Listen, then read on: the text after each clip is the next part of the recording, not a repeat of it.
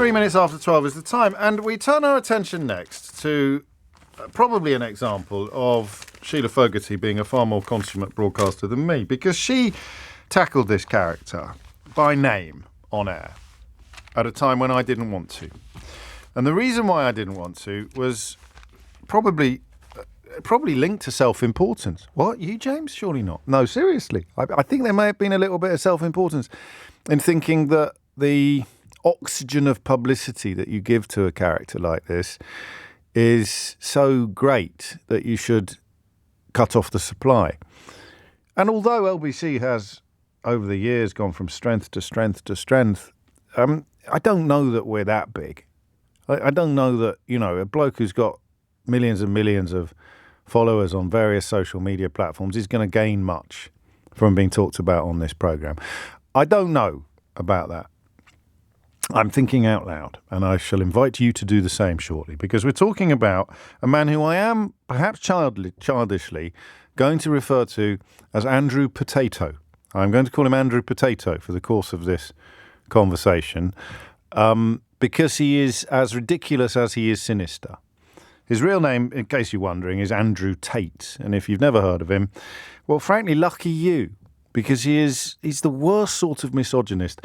I'm not a trained therapist, but if there is not some deep and abiding hatred of his mother involved in what this man purports to be, because I did see one report this weekend from, I think it's someone who works for him or has been his girlfriend, claiming that he's nothing like that in private and it's all an act. But I'm not qualified to comment on that. This idea that you haven't been hurt by your mother's neglect or your mother's unkindness or callousness. As a very small person, you put enormous amounts of effort into pretending that you haven't been hurt by the lack of mother love. And the consequence of that is a sort of hatred stroke subjugation of women.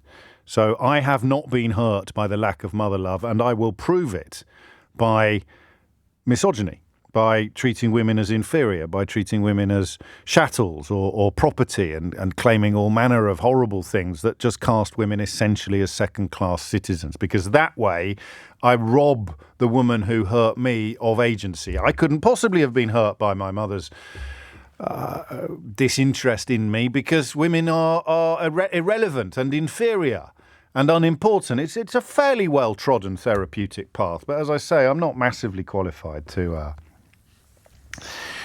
unpick it. It's just the thing that screams at me whenever I read about his antics, up to and including the allegations that he now faces in Romania for all manner of hideous conduct. They remain allegations and accusations, but I think the police have succeeded in securing 30 days more in police detention while the investigation continues. And the reason I didn't talk about him is the same reason that we don't talk to. I can't even remember what we talked about them much. Your EDL man and your Anjem Chowdhury, the kind of people who are so desperate for attention. There it is. I always get there in the end, even if it takes a little bit too long. But when people are really desperate for attention, I have this inner impulse not to give it to them. But I think that is obviously wrong sometimes, isn't it? Andrew Potato was so desperate for attention that he posted an almost incomprehensible message to Greta Thunberg on social media. Again, I say misogyny, you say Greta Thunberg. Greta Thunberg and Meghan Markle, really. You find out what people think about them, and you'll find out where they sit, whether they realise it or not, on the misogyny scale, just as a general rule. So he posted something about owning lots of cars, and therefore please notice me. And he sent it to Greta Thunberg, who somewhat unexpectedly replied with a tweet that the last time I checked, and you might want to make a note of this, the last time I checked, it was the 4th most popular tweet in the history of Twitter. So those of us who sit here slapping ourselves on the back for getting 100,000 likes or 1 million views, Greta Thunberg has had us for breakfast before she's even got out of bed in the morning. The fourth most, but the last time I checked, so it may have gone third now. Barack Obama, I think, was in third.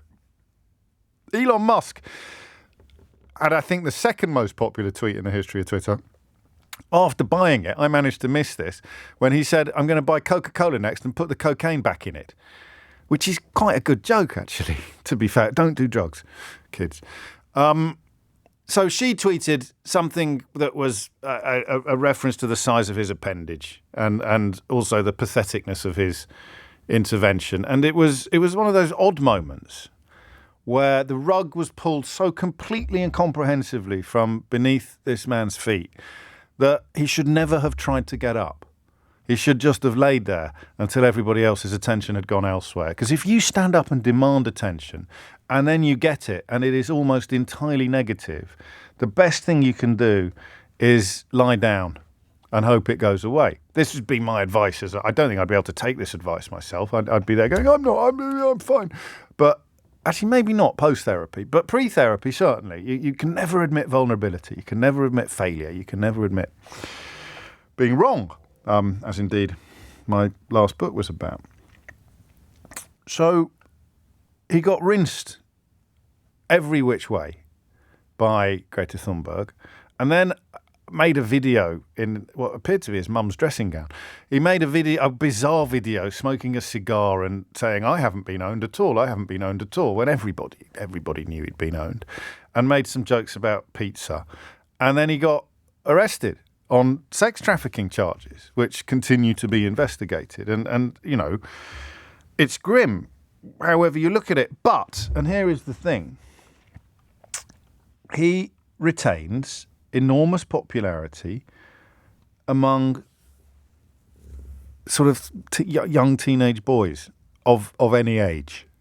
I know that sounds odd, but think about it. Young teenage boys of any age. Up to and including people his age, young teenage boys of any age. That's the key to this. Teenage boys are weird, deeply weird. But, God, another complaint. It's Thunberg, not Thunberg, sorry. Honestly, look, everyone's a critic.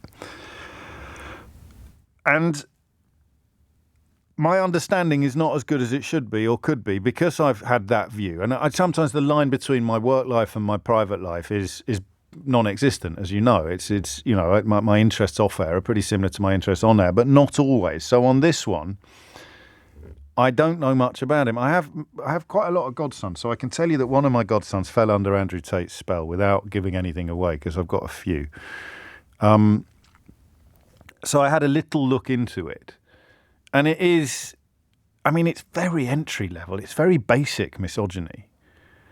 And it's got a little bit of incel attached to it. You can see why it would appeal to people who can't get a girlfriend and want to blame it all on girls. A touch of the Jordan Petersons. Again, someone I don't know much about, but what I do know is not encouraging. You know, it's a sort of, it's a celebration of never, it's a celebration of never accepting that perhaps you might be the problem. Okay? It's a celebration of stubbornness. It's a celebration of what I just described to you. So if the world is treating you appallingly, there is something wrong with the world. If every girl you've ever met thinks that you're a joke, there is something wrong with women. If the society in which you are struggling is real, then it must be the fault of society. It's never, ever your responsibility to change. Unless, you know, you tidy your bedroom and suddenly all your treats, all your dreams will come true. And that's why I haven't looked into it too much until I was compelled to on behalf of a godson. And I was fascinated by what I discovered. And dismayed, but not enormously, because I thought, well, I'll have a word with the lad and he'll soon see. I mean, we can talk it through, talk about it. Got strong women in his life. He's got wonderful, but they didn't know what was going on. And that's the really interesting thing. So the entry level is a sort of mental health grift. It's a sort of talk about, oh, men don't get enough support. And you think, well, that's true. And men need to, you know, be looked after better. And you think, well, that's true. And then you get to, and it's all women's fault. It's a funny one, but it works. It's like it's a gateway drug, if you like. And that's where perhaps he'd slipped under my radar. It's always, always, always about women. There's a Jordan Peterson quote, the idea that women were oppressed throughout history is an appalling theory. There's always misogyny underpinning all of these people, and misogyny is almost always born of childhood trauma. But, of course, loads of people had dreadful childhoods, and they don't grow up being weapons-grade misogynists. So I think the question is, what should I have done? Is that too self-referential? What should I have done? So there is one qualification for contributing to this conversation. I want to make this absolutely clear from the start, is that you know a lot more about this character than I do, all right? So you are either... I don't know that I'm in the mood to talk to you if you're still under his spell, but we'll see. 0345 6060 973 is the number that you need. What should I have done? When I found out through my personal life that this fella's reach was considerable, I think because he'd been banned from Twitter as well, I kind of relaxed a bit, and then Elon Musk brought him back. That famous centrist, Elon Musk, who also brought back Donald Trump, of course. I am going to ask you that. So, I mean, look, what should I have done is a question that, I mean, maybe if you've never listened to this program before, you're going to struggle to come up with an interesting contribution. So